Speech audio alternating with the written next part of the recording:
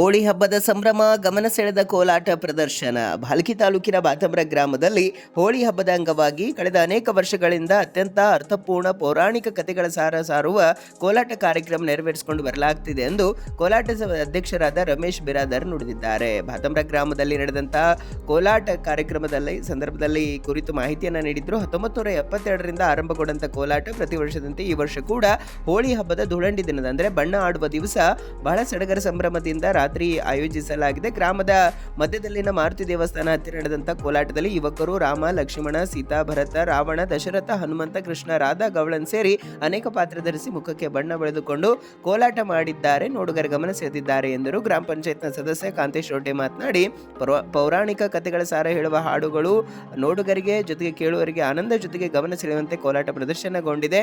ನೂರಾರು ಮಕ್ಕಳು, ಮಹಿಳೆಯರು, ಹಿರಿಯರು, ಯುವಕರು ರಾತ್ರಿ ಇಡೀ ಕುಳಿತು ಕೋಲಾಟ ವೀಕ್ಷಿಸಿದ್ದಾರೆ. ನಮ್ಮ ಹಿರಿಯರಿಂದ ನಡೆದುಕೊಂಡು ಬಂದಿರುವಂತಹ ಈ ಸಂಭ್ರಮದ ಆಚರಣೆ ಹೀಗೆ ಮುಂದುವರಿಯಬೇಕೆಂದರು.